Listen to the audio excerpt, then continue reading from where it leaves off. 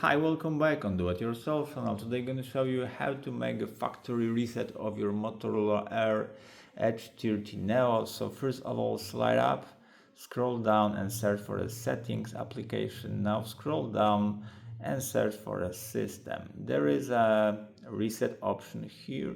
And of course we have our errors all data factory reset. So hit on it.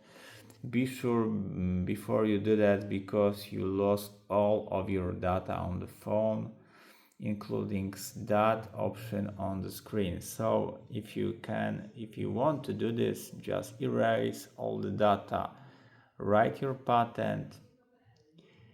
If you see all of your personal information and download apps will be delayed, you can undo this action. This is very important. So if you accept this, just click on erase all data, and now your phone gonna be resetting. Erase all the data and start with the new brand firmware. So that's it for now. I hope the video is helpful for you. If yes, you can leave like, leave comment and leave subscribe, and see you by next video. Hey!